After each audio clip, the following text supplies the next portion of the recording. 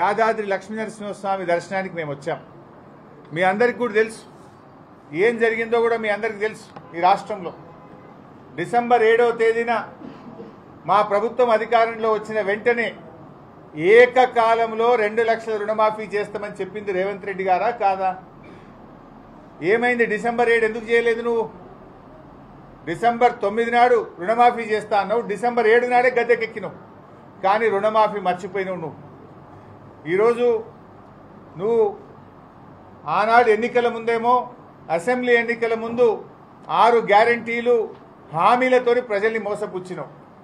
Parliament ఎన్నికలు వచ్చేసరికి నీ 6 గ్యారంటీలను హామీలు ప్రజలు నమ్ముతలేరని చివరికి ఈయన గారు దేవుడి మీద ఒట్లు పెట్టే కార్యక్రమం స్టార్ట్ చేశాడు. ఏ ఊరికి పోతే ఆ ఊరు దేవుడి మీద ఒట్టు పెట్టి, దేవుడా నీ మీద ప్రమాణం చేస్తున్నా 15 ఆగస్టు లోపు రుణమాఫీ చేసి తీరుతా అని చెప్పి ఈయన గారు చెప్పుకుంటూ వచ్చిండు. దాంట్లో భాగంగా యాదాద్రి లక్ష్మీనరసింహస్వామి మీద కూడా ఒట్టు పెట్టిండు కదా. లక్ష్మీనరసింహస్వామి తెలంగాణ కొంగు బంగారం, ఎంతో మహిమగల్ల దేవుడు. ఆయన మీద ఒట్టి పెట్టి మాట తప్పితే అది క్షమించరానటువంటి నేరం. అందుకే ఈరోజు ఆ దేవుని దగ్గరికి వచ్చినాం. ఆ దేవుడి మీద ప్రమాణం చేసి నువ్వు మాట తప్పినావు. పాలకుడే పాపం చేస్తే, పాలకుడే మాట తప్పితే ప్రజలకు రాష్ట్రానికి అరిష్టం వాటిల్లొద్దని ఈరోజు యాదాద్రి లక్ష్మీనరసింహస్వామిని వేడుకోవడానికి వచ్చినాం. ఈ పాపాత్ముని, ఈ దుర్మార్గుణ్ణి, ఈ దివాలాకోరు ముఖ్యమంత్రిని క్షమించండి. పాపం రేవంత్ రెడ్డి చేస్తే శిక్ష ప్రజలకు పడొద్దని, ఈ తెలంగాణ ప్రజలను చూసి ఈ రేవంత్ రెడ్డిని క్షమించండి, తెలంగాణ ప్రజల్ని దీవించండి అని చెప్పి యాదాద్రి లక్ష్మీనరసింహస్వామిని మేము వేడుకున్నాం. ఆయన పాదాల చెంతకు మేమందరం కూడా రావడం జరిగింది. మీకు తెలుసు మిత్రులారా, ఏం చెప్పిండు ఆ రోజు యాదాద్రి లక్ష్మీనరసింహస్వామి మీద? ఇదే నల్గొండ జిల్లాలో భువనగిరి పర్యటనలో ఆయన గారు ఇక్కడికి వచ్చినప్పుడు ఏమన్నాడు రేవంత్ రెడ్డి గారు? అటున్న సూర్యుడు ఇటు పొడిచినా, ప్రపంచం తలకిందులైనా, ఏది ఏమైనా, ఎవడున్నా ఎవడు పోయినా 15 ఆగస్టు లోపు రుణమాఫీ చేసి తీరుతా అని రేవంత్ రెడ్డి చెప్పలేదా? మరి అయిపోయింది కదా 15 ఆగస్టు. ఆనాడేమో అసెంబ్లీ ఎన్నికల ముందు డిసెంబర్ 9 నాడు చేస్తా అన్నావు. పార్లమెంట్ ఎన్నికల ముందు 15 ఆగస్టులోగా రుణమాఫీ చేస్తా అని యాదాద్రి లక్ష్మీనరసింహస్వామి మీద నువ్వు ప్రమాణం చేసింది నిజం కాదా? ఇది మోసం కాదా? ఇది రైతులకే కాదు, దైవ ద్రోహానికి పాల్పడ్డాడు రేవంత్ రెడ్డి గారు. ఈరోజు రైతులనే కాదు, దేవుణ్ణి కూడా ఇలా రేవంత్ రెడ్డి గారు మోసం చేసిండు. మరి అయిందా రుణమాఫీ? ఇలా ఏం జరిగిందో మీరందరూ చూస్తున్నారు.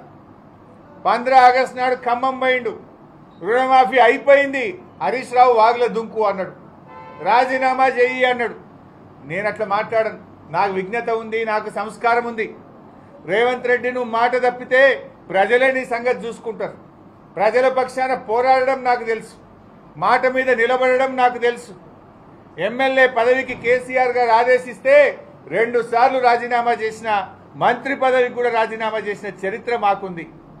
నువ్వు మోసం చేసే చరిత్ర నీది, పార్టీలు మారిన చరిత్ర నీది, కొడంగల్లో ఓడిపోతే రాజకీయ సన్యాసం తీసుకుంటా అని మాట తప్పిన చరిత్ర నీది, దేవుడి మీద ప్రమాణం చేసి 15 ఆగస్టు నాడు రుణమాఫీ చేస్తా అని దేవుళ్ళను కూడా మోసం చేసిన చరిత్ర రేవంత్ రెడ్డిది. అయితే రేవంత్ రెడ్డి గారేమో రుణమాఫీ అయిపోయిందంటాడు, వాళ్ళ మంత్రులేమో నోటికి వచ్చినట్టు తలా ఒక మాట మాట్లాడుతున్నారు. మీరే సాక్ష్యం. జర్నలిస్టులు ఉత్తమ్ కుమార్ రెడ్డి గారు ఈ మధ్య ఒక ప్రెస్ మీట్ పెట్టిండు 15 ఆగస్టు తర్వాత. పెట్టి ఆయన గారు ఏమంటాడంటే, రాష్ట్రంలో ఇంకో 17 లక్షల మంది రైతులకు రుణమాఫీ జరగవలసింది, పెండింగ్లో ఉంది అని ఉత్తమ్ కుమార్ రెడ్డి మంత్రి గారు చెప్పారు. పొంగులేటి శ్రీనివాసరెడ్డి రెవెన్యూ మంత్రి ప్రెస్ మీట్ పెట్టిండు. ఆయన ఏమంటాడు, ఇక రుణమాఫీ పూర్తి కాలేదు, ఇంకో 12,000 కోట్ల రూపాయలు ఇచ్చేది ఉంది, త్వరలోనే ఆ 12,000 కోట్లు విడుదల చేస్తాము అని పొంగులేటి శ్రీనివాసరెడ్డి మంత్రి గారు చెప్తాడు. నిన్న వ్యవసాయ మంత్రి తుమ్మల నాగేశ్వరరావు గారు ఖమ్మంలో చెప్పారు, రాష్ట్రంలో 42 లక్షల మంది రైతులకు 31,000 కోట్ల రుణమాఫీ జరగవలసింది ఉన్నది, మేము ఇప్పటిదాకా 22 లక్షల మందికి 17,000 కోట్లు మాత్రమే చేశాము అంటున్నాడు. రుణమాఫీ అయిపోయిందని ముఖ్యమంత్రి అంటాడు, 17 లక్షల మందికి చేసేది ఉందని పొంగులేటి గారు, ఉత్తమ్ కుమార్ రెడ్డి గారు, పొంగులేటి గారు 12,000 కోట్లు ఇచ్చేది ఉందని, ఇక తుమ్మల గారేమో 42 లక్షలకు బదులు మేము 22 లక్షలకే చేసినాం.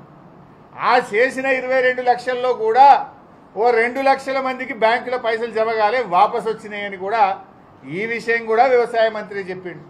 అంటే 42లో ఇప్పుడు ఎంతమందికి అయినట్టు? 20 లక్షల మందికి అయింది. అయింది తక్కువ, కాంది ఎక్కువ. ఇది నేను చెప్తలేను, వ్యవసాయ మంత్రి తుమ్మల గారు చెప్పిన మాట. 42 లక్షల్లో 20 లక్షల మందికే రుణమాఫీ అయింది, కానోళ్ళు 22 లక్షలు. అంటే 46% మాత్రమే జరిగింది, ఇంకా 54% రుణమాఫీ బాకే ఉంది. అంటే దేవుళ్ళ మీద ప్రమాణాలు చేసి రైతుల్ని మోసం చేసిన ప్రభుత్వం ఈరోజు ఈ కాంగ్రెస్ ప్రభుత్వం, ఈ ముఖ్యమంత్రి రేవంత్ రెడ్డి గారు. ఇది నేను